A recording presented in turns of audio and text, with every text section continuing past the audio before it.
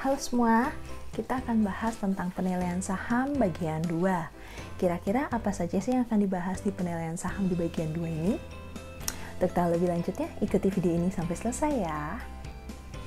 Oke, selanjutnya di topik kali ini kita akan membahas ada 4 topik. Yang pertama, menghitung tingkat pertumbuhan atau sumber pertumbuhan dari data dividen per share dan earning per share. Yang kedua, akan menghitung model kelipatan dari data price earning ratio dengan price to book value atau PBF. Terus kemudian juga akan menghitung saham preferen dengan cara menghitung bagaimana sih caranya menghitung harga saham dari preferen ini. Lalu kesimpulan. Nah, topik yang pertama saya akan bahas terkait dengan menghitung tingkat pertumbuhan berdasarkan dari data dividen per share dan earning per share.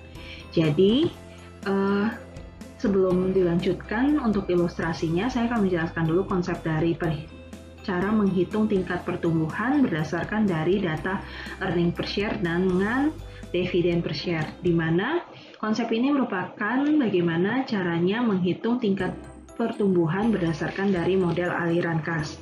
Nah, sebelumnya dari video yang sebelumnya saya sudah menjelaskan bagaimana caranya menghitung berdasarkan dari model dividen, yaitu ada model dividen konstan, model dividen bertumbuh dengan tingkat pertumbuhan yang konstan, dengan model yang ketiga yaitu model dividen dari tingkat pertumbuhan yang berbeda. Jadi, untuk topik kali ini saya akan hanya fokus kepada bagaimana caranya menghitung tingkat pertumbuhan berdasarkan dari model aliran kas. Sehingga mengapa kok menggunakan model aliran kas? Karena aliran kas ini dianggap oleh investor akan diterima pada waktu yang akan datang dalam bentuk dividen. Sehingga penilaian ini biasanya disebut dengan nama tingkat pertumbuhan earning per share. Lalu ilustrasinya adalah jika di sini saya punya data adalah di sini dividen per share, terus ada tingkat pertumbuhan dividen per share, lalu ada earning per share, dan tingkat pertumbuhan dari earning per share. Cara yang mudah teman-teman, dari data yang pertama yaitu kita fokus untuk menghitung dividen per share. Tingkat pertumbuhannya cara dihitungnya adalah dari dividen dari tahun 1 ke 5 dengan tingkat pertumbuhan dari 1 sampai dengan tahun ke-5, ini kalian jumlah sehingga hasilnya nanti adalah 0,19, lalu di rata-rata. Ingat ya teman-teman, di sini data tahun pertama untuk tingkat pertumbuhan dividen per share-nya tidak ada, sehingga di rata-ratanya itu hanyalah dibagi dengan 4, bukan dibagi dengan 5 tahun, sehingga jumlahnya dari pertumbuhan dividen per share 0,19 akan dibagi dengan 4 tahun, sehingga hasilnya adalah rata-ratanya 0,05. Kalau dirubah menjadi bentuk presentase untuk mengetahui tingkat pertumbuhan, hasilnya adalah 5%. Sama halnya dengan data dari earning per share, yaitu datanya mulai dari tahun ke-1 sampai tahun ke-5.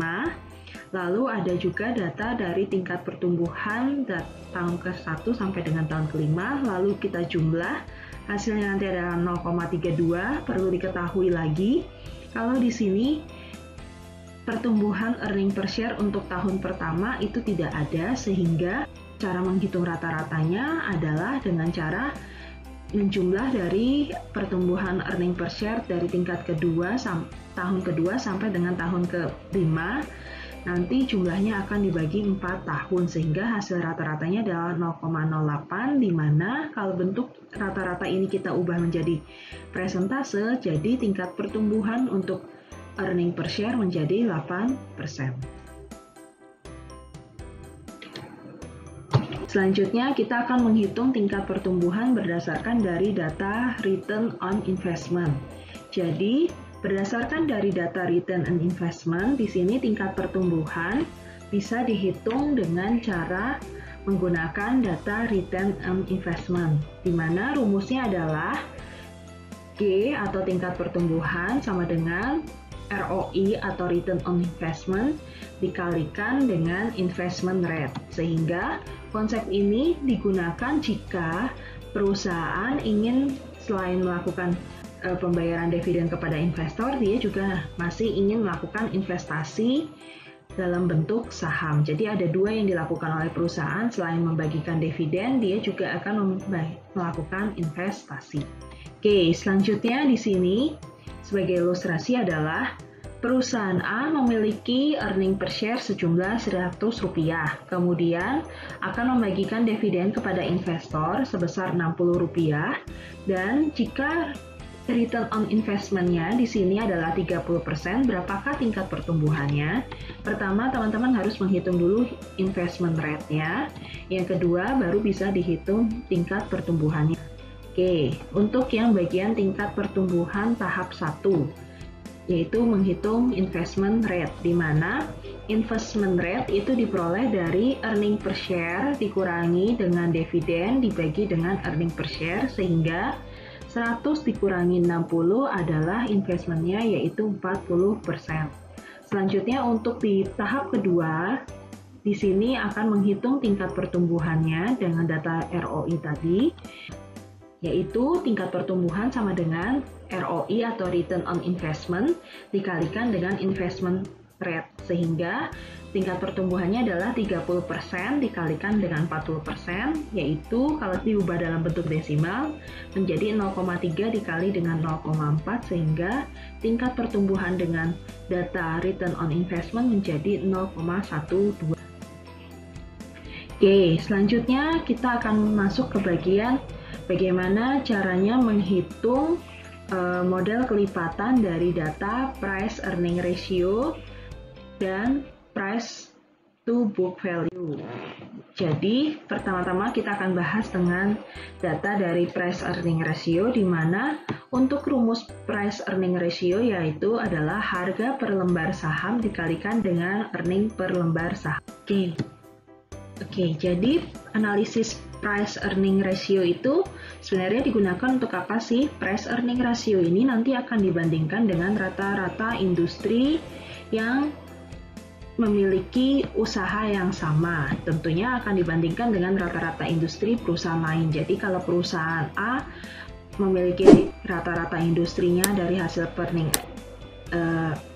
hasil price earning ratio 30, berarti nanti akan dibandingkan dengan perusahaan sejenis yang sama dengan usahanya dari perusahaan A. Jadi untuk price earning ratio itu di sini akan lebih di mana price earning ratio dari satu perusahaan akan dibandingkan dengan beberapa perusahaan yang sama-sama memiliki karakteristik yang sama atau bergerak di bidang sektor yang sama. Contohnya adalah perusahaan A memiliki price earning ratio di mana price earning ratio-nya adalah 20 kali. Dan perusahaan A ini ternyata bergerak di bidang makanan, maka hal ini akan cocok jika perusahaan A ini akan dibandingkan dengan perusahaan sejenis yang sama-sama bergerak di bidang makanan dan memiliki price earning ratio-nya juga 20 kali.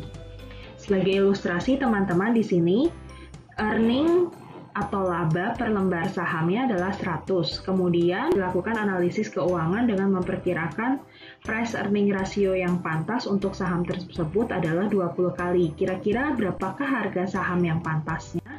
Jadi caranya adalah menghitung harga per lembar saham jika data price earning ratio-nya diberitahu, tinggal dikalikan saja dengan earning per lembar sahamnya, sehingga 20 kali dikalikan 100, harga per lembar sahamnya menjadi Rp2.000.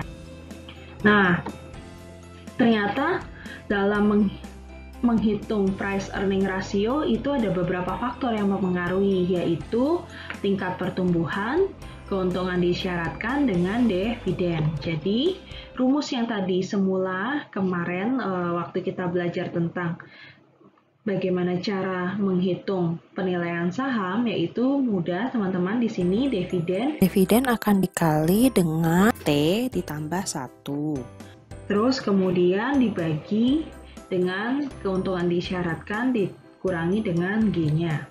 Nah, jika kita tambahin dengan earning di dalam rumus tersebut, ternyata caranya adalah membagi P dengan E, jadi P per E, jadi sisi kanan dengan sisi kiri sama-sama dibagi E, lalu yang di sisi kanan pun juga dibagi dengan E, atau nanti kalau diubah dalam bentuk bilangan biasa atau pecahan menjadi dikali dengan 1/E. Nah, rumus itu buat apa sih? Menganalisis apa? Jadi, semakin tinggi tingkat pertumbuhan perusahaan, maka akan semakin tinggi tingkat price earning ratio-nya. Begitu juga dengan sebaliknya, jika tingkat pertumbuhannya rendah, maka PER-nya atau price earning ratio-nya pun juga akan rendah.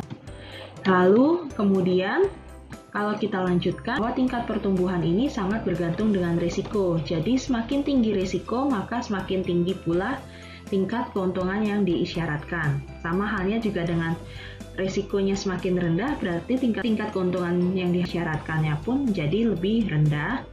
Sama halnya kalau dikaitkan dengan price earning ratio, semakin tinggi risikonya, maka semakin rendah pula price earning ratio-nya. Nah, selanjutnya kita akan membahas terkait dengan price to book value atau PBV. Jadi, PBV ini adalah rumusnya harga per lembar saham dibagi nilai buku modal saham per lembar. Jadi, khusus untuk menghitung price to book value menggunakan nilai buku. Sehingga kalau diilustrasikan adalah nilai buku modal saham per lembar di sini Rp1.000. Sementara rasio PBV-nya yang pantas untuk saham tersebut adalah 2,1. Berapakah harga sahamnya yang pantas untuk data dari nilai buku dengan rasio PBV? Yaitu di sini caranya adalah harga per lembar saham sama dengan nilai buku modal saham per lembar dikalikan dengan rasio PBV, yaitu sejumlah 1000 dikalikan dengan 2,1, yaitu nanti hasilnya harga per lembar saham dari data nilai buku tersebut adalah 2100. Oke, langkah yang ketiga kita akan menghitung bagaimana caranya menilai saham preferen. Tentunya apakah berbeda dengan cara menilai saham yang di awal video sebelumnya dengan saham preferen ini. Nah, sebelumnya kita lihat dulu karakteristiknya dari saham preferen ini. Jadi yang pertama dalam menghitung penilaian saham preferen ini nanti akan sama dengan menghitung penilaian obligasi, di mana teman-teman kemarin menghitung untuk bagian penilaian obligasi ini juga penilaian besar kecilnya tergantung dengan bunganya. Nah, sama halnya dengan di bagian saham preferen ini juga akan besar kecilnya ini tergantung dalam pembagian dividen itu tergantung dari presentasenya. Terus yang ketiga, selanjutnya karakteristiknya di mana untuk bagian menghitung harga saham preferen itu perusahaan di sini tidak diwajibkan membagikan dividen saham preferennya, walaupun sebenarnya kalau dilihat dari segi teorinya, kalau misalnya investor memiliki yang namanya saham dalam bentuk saham preferen pasti akan didahulukan untuk pembagian dividennya, tetapi di sini tidak diwajibkan ya teman-teman. Sedangkan penilaian obligasi ternyata perusahaan wajib membayar bunganya. Nah, apa sih konsekuensinya dari yang tidak diwajibkan untuk saham preferen dan yang bagian obligasi jika tidak membayar bunga? Nah, di sini konsekuensinya di sini adalah untuk pertama di bagian saham preferen, kalau dia tidak membayar dividen karena ini sifatnya tidak diwajibkan, itu berarti perusahaan ini tidak bisa dibangkrutkan. Tapi kalau obligasi dia tidak membayar bunganya, berarti perusahaan ini wajib dibangkrutkan atau diselesaikan usahanya atau diberhentikan usahanya. Nah, sebagai ilustrasi teman-teman, untuk menghitung dividen dari saham preferen. Jadi, suatu perusahaan memiliki sebuah saham preferen yang akan membagikan dividennya sebesar 10% dari nilai saham tersebut. Jika saham tersebut memiliki nilai nominal Rp1.000, berapakah dividen dari saham preferen ini? Yaitu mudah teman-teman, 1000 dikalikan dengan 10% karena dividen dibagikan dari 10% dari nilai saham tersebut atau nilai nominal saham tersebut, sehingga dividennya adalah 100. Nah, ilustrasi yang kedua adalah di mana suatu perusahaan memiliki saham preferen yang akan dibagikan dividennya sebesar 20% dari nilai saham tersebut. Jika saham tersebut memiliki nilai nominal 1000, maka berapakah dividennya? Yang pertama, nanti dihitung dulu dividennya. Yang kedua, kalau ternyata ada tingkat keuntungan diisyaratkan 15%, berapakah harga saham yang pantas untuk saham preferen ini? Maka kita hitung dulu ya teman-teman. Yang pertama, untuk bagian dividennya. Menghitung dividennya adalah dengan cara nilai nominal dikalikan dengan presentasenya tadi, yaitu 1000 dikalikan dengan 20%, sehingga dividen yang akan diterima nanti hasilnya adalah Rp200. Lalu sama halnya nanti menghitung harga saham, itu sama dengan cara menghitung kemarin dividen konstan, bisa dengan cara bertahap, yaitu dari dividen periode 1 sampai dengan nanti periode 2 sampai dengan periode tidak terhingga. Nah, caranya berarti kalau dipakai rumus bertahap bagaimana? Yaitu tadi karena dividen yang dibagikan adalah 200, dibagi dengan 1 plus 15% pangkat 1, lalu untuk periode kedua juga berarti dengan pangkat yang kedua, sampai dengan nanti tahun yang tidak terhingga. Nah, untuk memudahkan menghitung harga saham untuk periode yang tidak terhingga, caranya adalah yaitu dengan rumus yang sederhana, dividen dibagikan dengan tingkat keuntungan yang disyaratkan atau KP, sehingga 200 dibagi dengan 0,15 hasilnya adalah Rp1.333, sehingga harga saham dari preferen ini adalah Rp1.333. Oke, kesimpulannya apa? Kesimpulannya di sini, jadi yang pertama, jika teman-teman mau menghitung tingkat pertumbuhan berdasarkan dari data earning per share dengan dividen per share, mudah teman-teman tinggal dijumlah dan dirata-ratakan. Kalau misalnya ada data return on investment-nya, dicari dulu untuk bagian investment rate-nya. Lalu yang kedua, kalau menghitung price earning ratio dengan price to book value, berarti tinggal membagi harga per lembar saham dengan earning per lembar saham, atau dengan membagi nilai buku modal saham per lembar untuk menghitung rasio price to book value. Lalu yang ketiga, untuk menghitung saham preferen itu ada dua cara. Yang pertama dengan menggunakan bagian rumus dari bertahap. Yang kedua dengan cara yang sederhana, yaitu mudah dividen dibagi dengan tingkat keuntungan yang diisyaratkan. Demikian pembahasan dari topik penilaian saham di bagian 2. Jika ada pertanyaan, silahkan komen di bawah ini. Jangan lupa subscribe dan aktifkan lonceng notifikasi untuk tahu video selanjutnya. Sampai jumpa!